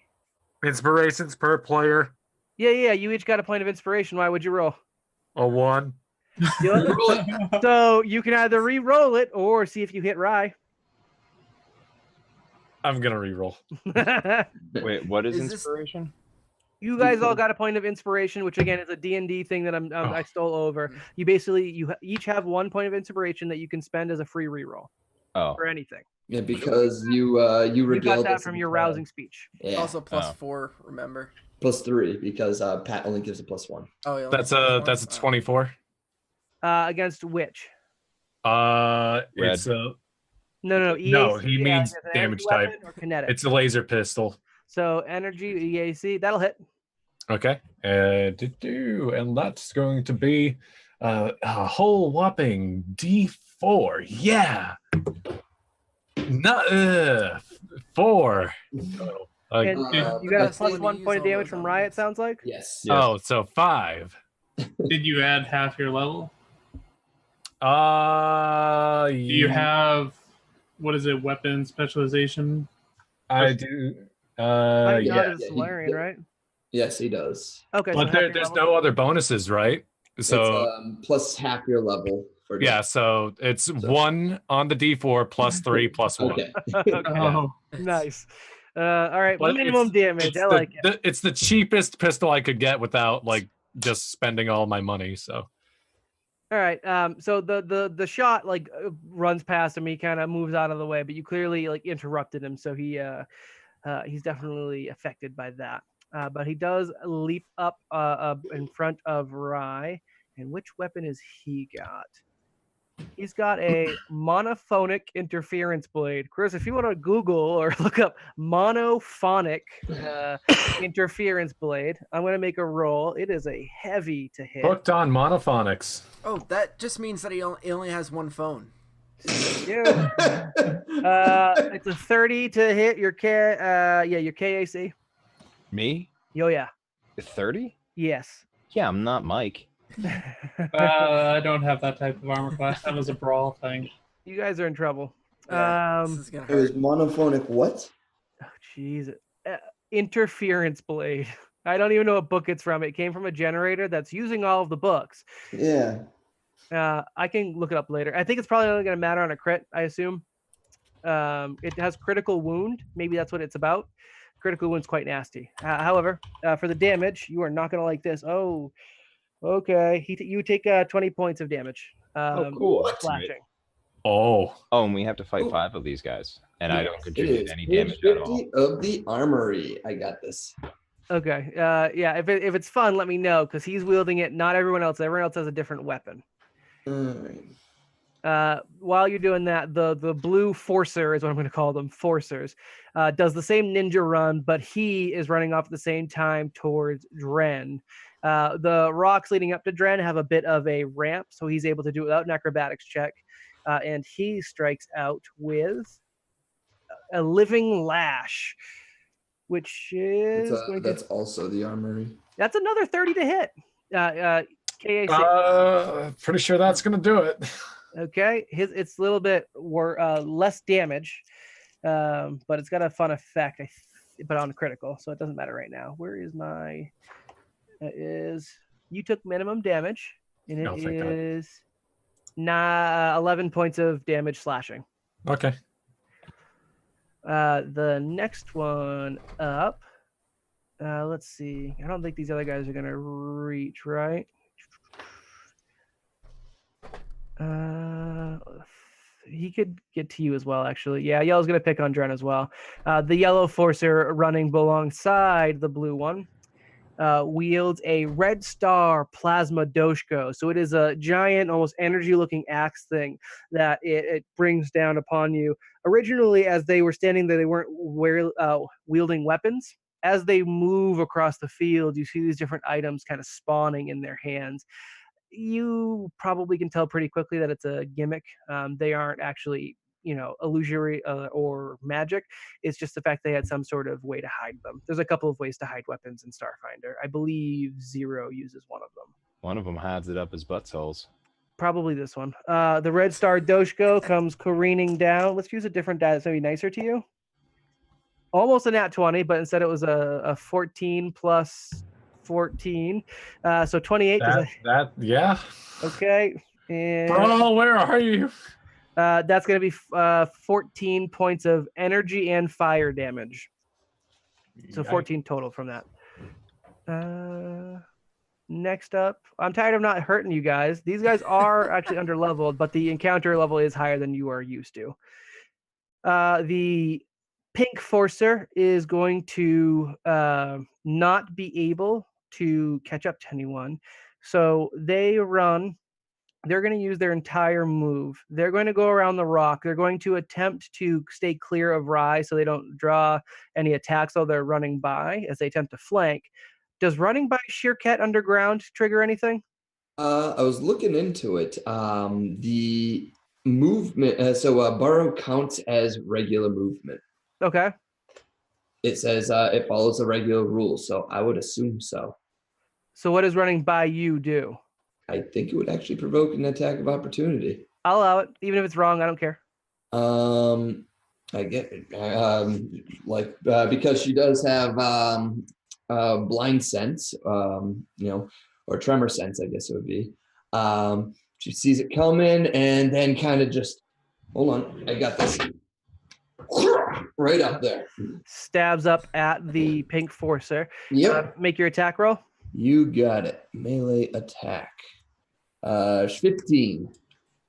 Which one is this? You said 15? Add the +1. 16. Yeah, not enough. Nimbly leaps over your blade, laughs jauntily, and lands to a point where they are able to flank Reich Orin. And then I'm so squishy. The Black Ranger will, seeing that Sheerket has emerged from underground, sprint the distance, not able to do any actions, but runs as fast as they can to get engaged with Sheerket, ending this round of combat. And as we kind of go up to the top of the order, one of the cameras drops down another one of those screens, and instead of showcasing your fight, it's the face of Saltazar with Peppertron in the back, and he says, "That's right, folks. Catch it here, the most dangerous game show where we put the backbreakers through the ringer with our lovely power force. That's right, these heroes, these paragons of justice, we brought in to punish these villains for their crimes. Stay tuned to see what happens, and if you're feeling generous, don't forget to give our lovely power force some boons. They are available inside of the ritualistic combat arena." That's right, folks. You know what to do. All right. Saltazar signing off. And the camera kind of flips off. Flips you off, but flips off. Note, this is a reminder of something I said previously. If you guys do something especially cool in combat, you may trigger sponsor gifts. I would recommend adding extra flavor text when you do stuff. Mm-hmm. Okay, top of the order. We've got one more round of combat before we're going to shut down for the night, so we won't be finishing this combat. Sheerket, you are up. Sheerket starts shouting incomprehensibly, and so much so that catches fire around her. So I'm going to use Blazing Orbit, which as part of a move action, you can move your speed, gaining concealment against any attack made against you during the move. So I'm going to move out of, actually, it wasn't attacking me, so I don't even provoke an attack of opportunity. Well, the Black Forcer would draw an attack of opportunity if you leave their engagement. All right, go for it. Well, did you have an ability that stopped it? Well, Blazing Orbit gives me concealment, so 50% miss chance. Okay, perfect. All right. I'm going to roll just to see if that hits, Yep. Which is what, 2d10? Is that how we do it? Oh, I can just roll in No, right? It's a regular attack roll. Well, so yeah, do a regular attack roll if you want. But now roll 1d100. We'll say 1 to 50 is a miss? Sure. Or is it, whatever. 1 to 50 is a miss. 56, so we'll say it's a hit. Or an attempt to hit, anyways. Mm-hmm. The concealment does not quite work. What's the Black Forcer use? He's got the last weapon. He's fighting with a Yellow Star Solar Brand. Okay. Ooh, that's the lowest attack roll so far. Ooh, it's still a 25 to hit your KAC. It is a hit. Okay. 1d8. As soon as I find that. 16 points of damage, and that's energy and fire, if that matters. Well, you said all right, here's a question. So it is a kinetic attack, right? Yep. So I have both damage reduction 6 for kinetic attacks and 5 fire resistance. What happens? I would I'd apply both. Go for it. All right. So Sure, that's not right, but I'm okay with it. we'll look it up later, but I won't. I don't care. let's see. So what did I just say? That was 16. So you're dropping 5 from the fire, and what was your DR? And 6 from damage reduction. So you're taking. Yep. So I take 4 damage. Okay, 4 points of damage. It's a grazing blow from his yellow star solar brand. And it just kind of glances off her with no problem. And she kind of goes around and gets into formation, flanking formation with Pinky there. And with its large halberd-like, just kind of wipes, tries to take a slap right out of it again. So it's going to be this plus 3, because I got 2 for flanking and 1 for get him, right? Yep. Okay. Oh, wait. What about the additional? Oh, no, that Justin's other thing was just 30. Hit. 33, actually. Hit. So it's going to be this plus another 2. So 25 damage. 25 points of damage. Do they have any defense? I don't think so. Oh, what type of energy? Slashing. Sorry, slashing. So there's no energy attached to it?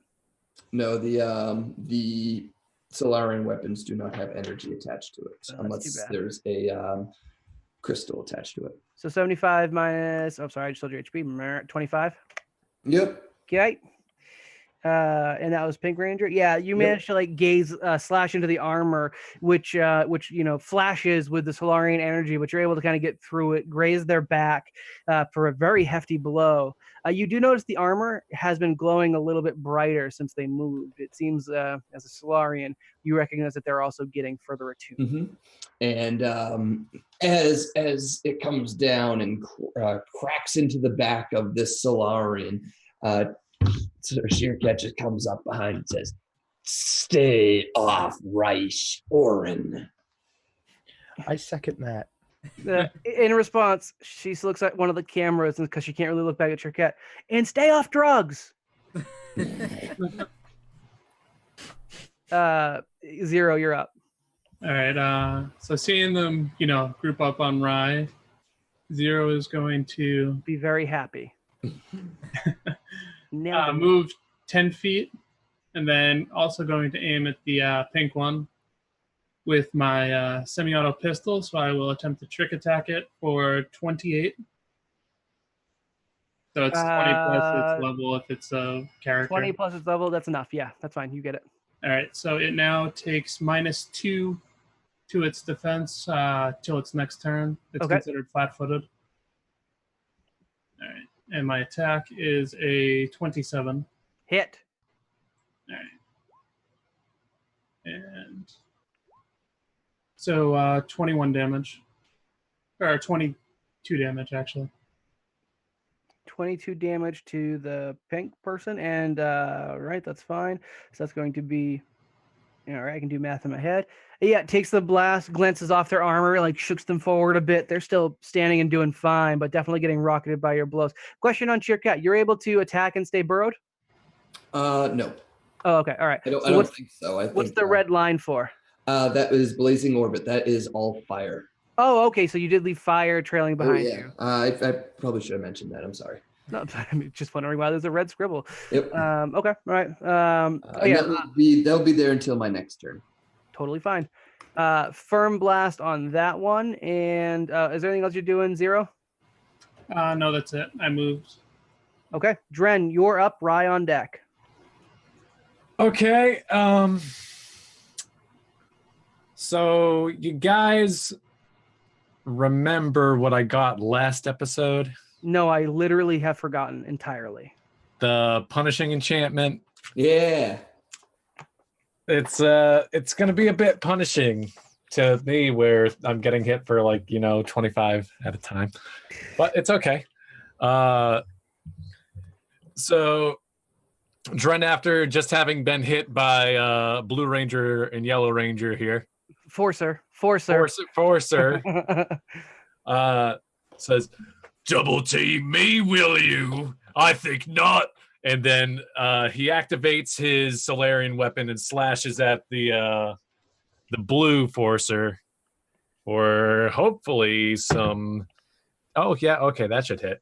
That is... Do I still get the positive from Rye? Yeah, +1, yep. Yep, till his turn. Yeah, okay, so that is 25. Hit.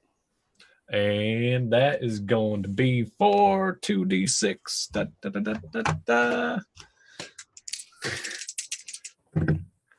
Oh, well, that was okay, I guess. So that's quick maths.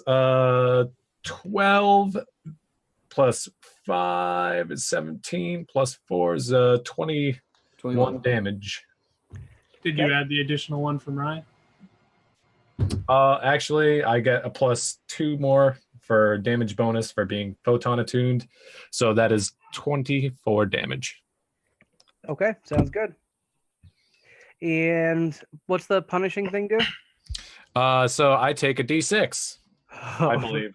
Okay, so you get some feedback from your weapon as you attack. Oh, that sounds like Vicious from Pathfinder. Probably is. I think I was also supposed to apply more damage as well. Vicious normally. I think Vicious was an extra 2d6. Punish star. 1d6. You review that. It's not going to change so much. You do take the hit, Right. And he kind of like looks jauntily back at you. Oh, okay.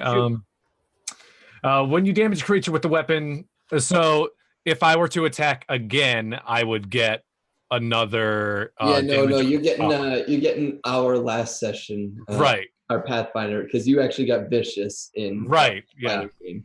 Okay, so this is something it's 25 damage total. Oh, no, additional 1. Okay. Right. And then while we're on that, does a full round attack do anything negative? Yes. Is that negative AC? Yes. No, it's -4 to all the attacks. No, I'm good with what I did then. Next turn. Yeah, Starfinder is pretty cut and dry about that one. Yeah. Next level, it's gonna be better for you and me. The blue Forcer kind of takes like the blow, kind of angles it off of his armor, pushes it back.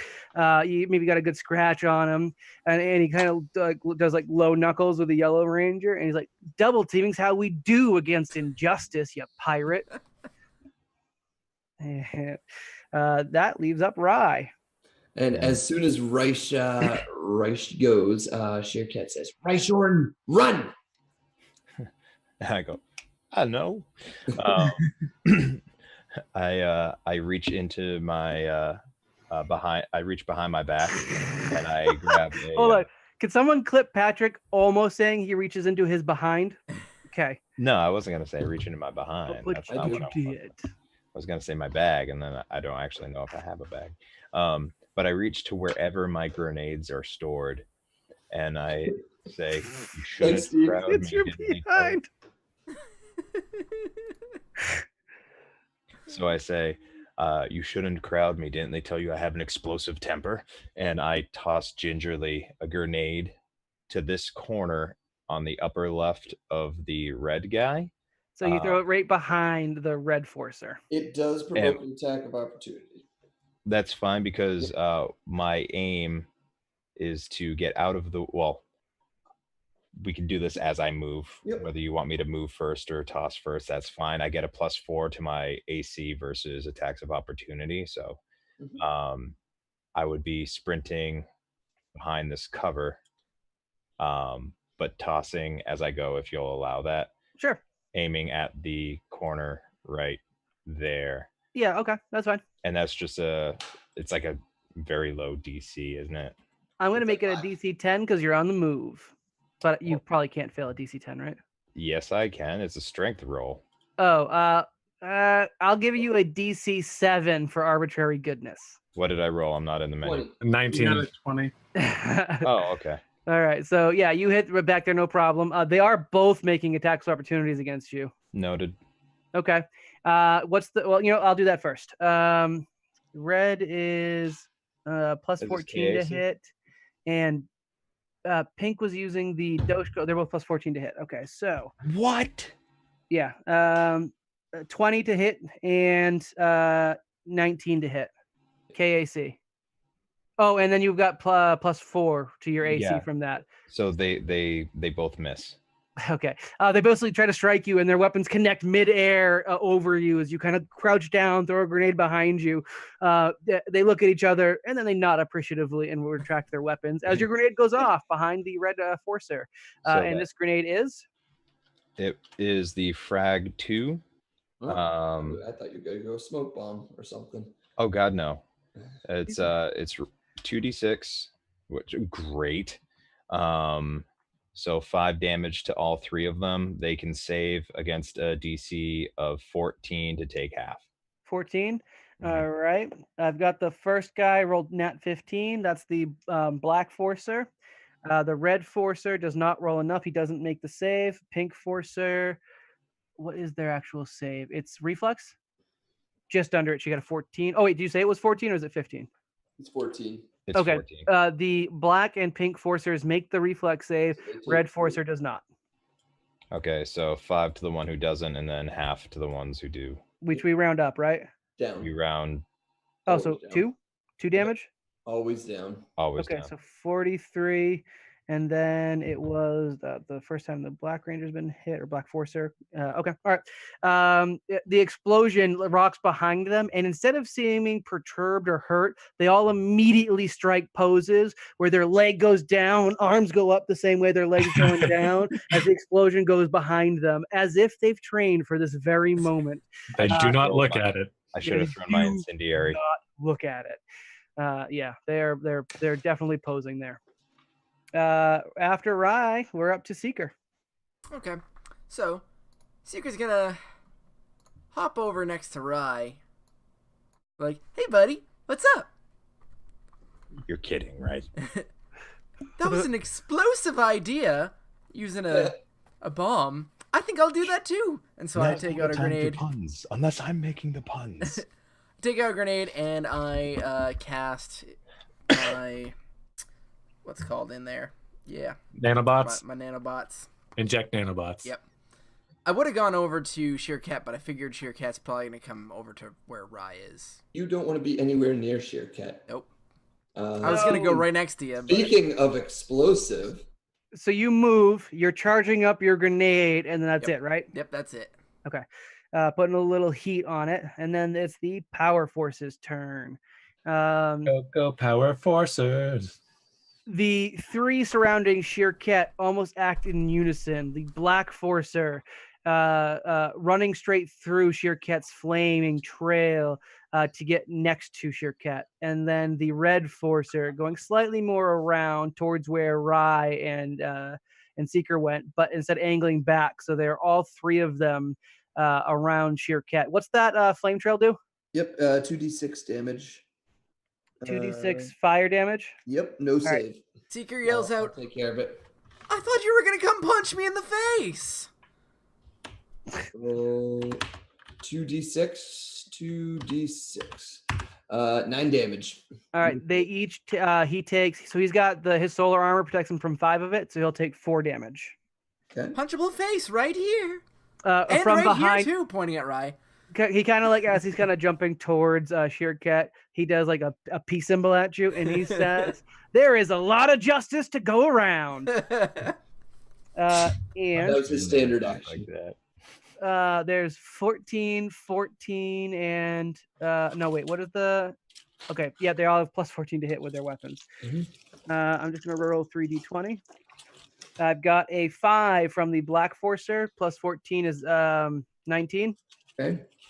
Then we've got a 16 and 18 on the die. I'm going to assume both of those hit. Well, yeah, all 3 hit. Okay, all 3 hit. That's unfortunate. That's got a plus that to hit. All right, I'll roll that. These are slightly different.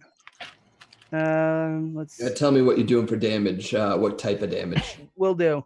This one is SO. The monophonic interference blade looks like it's sound. Sound. Yep. So just to verify, none of these guys are using ranged weapons. None of them. Yet. anyways, you haven't seen. Oh, this is the first time the Black Ranger's attacking, or the Black Horses. So you'll see his weapon in a second. The first one is 15 points of sound damage. Okay.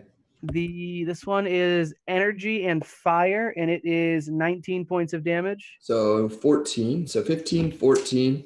And then the Black Forcer is using an Aurora Shock Pal, which I believe is kind of like an actual fist weapon, like a gauntlet kind of thing. This one actually does kind of shit damage. It does 2d4 plus 10 energy. Okay. That is 13 points of damage. It's not energy, it's electric. Oh, is it electric? Yeah, is that what E stands for? I'm so sorry. Then fire, fire, cold, electricity, all energy type. My bad. That makes sense. The Red Star Plasma Doshko then is electric and fire. Thank you for catching me on that. So how much damage on that last one? 13. They have a base plus 10 to their damage, so they're going to be racking it up really quickly. Did you say that these guys are the bottom of the order or the top? Or they're the bottom. They're the very bottom? It's going to start with me next time. Yeah, they are the very bottom. This against Dren, the yellow Forcer leaps over like behind you into a bush. I'm going to slow him down a little bit there for difficult terrain, which is fine. It's just going to go basically around you. And because in Starfinder it hasn't disengaged from your threat zone, does not draw an attack of opportunity. They both have a flanking bonus, which I believe is +4 still in Starfinder, right? So I think they're going to be doing. It's most assuredly going to hit. The flanking bonus. Flanking is only +2. Oh, +2. Okay, cool. I don't know why I thought it was +4. I don't either. Because you're cheating. It doesn't matter. I can just make it up. I'm the GM. I rolled an 8 on the die and a 4 on the die. So plus 14 to hit for each of them is... they both hit. Okay. And their damage is slightly different because one is using the Living Lash, and I think the other one's using the Star Brand against you. So it's 1d8 and... Okay, no, they're both 1d8s. All right, so you got the nicer ones. Sheerkat got the mean ones. And... that's going to be 15 points of damage and then 11 points of damage. Electric and fire, and then the other one is slashing. What level are all those weapons?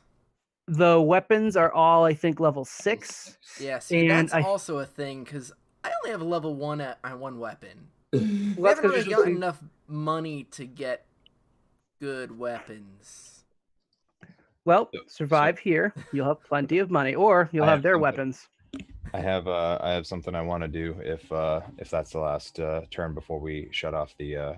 We are closing down 10:30, so we're gonna wrap up with the combat still ongoing. Okay. The Power Forcers again are moving in unison and they're making coordinated attacks. We've got the yellow and blue quickly surrounding Dren, and like for theme, they're kind of both kind of circling Dren, and then the three are doing like a jet stream attack where they like one goes high, one goes low, one goes to the side, and every time Sheerkat tries to dodge, all three connect. And as you're watching this, Rye says. So Rye takes a moment to look up at the nearest camera where he thinks the camera is, and it immediately starts to shout out, "Keeper, I know your secret. I know what you're afraid of, and it would behoove you to make sure that we survive this." And with that, you hear a slight little ding as Sheerkat is completely covered in fire. She is fully attuned, Photon. Dren does the same thing. Well, I guess technically Dren will on his turn. It is Sheerkat's turn next, is what Chris is going for. Sheerkat is going to go supernova on the. Unfortunately, you've got 5 other Solarians who are also fully attuned. It's fine. It'll be fine. He'll come underground. Oh, yes, you will need to be underground, I think. All right, so next round of combat will be explosive, folks. Come back next week, next Tuesday, 8:30 p.m. EST, to figure out how the Power Force combat concludes. Does Rye go back on his word and kill them all for their sweet weapons because Seeker complained? Do they survive this fight at all? Because these guys are throwing hefty blows. I think I've done more damage in this one round of or 2 rounds of combat than I have in the year plus we've been playing Starfinder. That thing that killed Miller was pretty hefty. Rye's gamble payoff. Was that the Blood Brother? It was the like giant snake thing or something like that. Yeah, Blood Brother. Blood Brother. Yeah. Well, that was a season finale boss too, so that's why it was a little bit, or a midway season break finale boss. But that's fine. For next week, if you guys, the viewers, would like to shoot out ideas for what can someone send the party as care packages during combat, basically Hunger Games style drops. Shoot us a message either on Twitter at NSTPcast or over on our Discord, which you can get access to at bit.ly/neverdiscord. Up until then, I just want to remind you guys, never split the party. Yeah, Patrick. Yeah, Justin. Yeah. Yeah, Mike? scoop you, Justin. I don't. Yeah. What did I do? Yeah, Nick. Yeah, Nick, you're leaving. Yeah, Nick. Like right now. All right, Nick. we're gonna transition.